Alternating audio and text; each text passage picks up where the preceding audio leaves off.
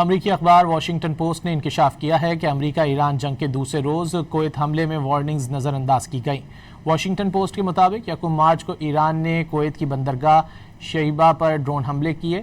حملے میں 6 فوجی ہلاک ہوئے تھے۔ بچ جانے والے اہلکاروں نے بتایا کہ انہوں نے حملے سے پہلے ممکنہ خطرے کے بارے میں متعدد بار اعلیٰ فوجی حکام کو خبردار کیا تھا، لیکن ان کی بات کو سنجیدگی سے نہیں لیا گیا۔ ان کے مطابق حفاظتی اقدامات ناکافی تھے، فوجی اڈہ مناسب طور پر تیار نہیں تھا، بعض دفاعی انتظامات یا تو موجود نہیں تھے یا مؤثر انداز میں استعمال نہیں ہوئے۔ زندہ بچ جانے والے فوجیوں کا کہنا ہے کہ انہیں خدشہ ہے کہ اس واقعے پر کسی سینئر افسر کو جواب دہ نہیں ٹھہرایا جائے گا۔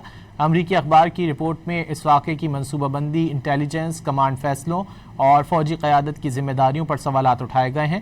متاثرہ فوجیوں اور ہلاک ہونے والوں کے اہل خانہ نے شفاف تحقیقات اور احتساب کا مطالبہ کیا ہے۔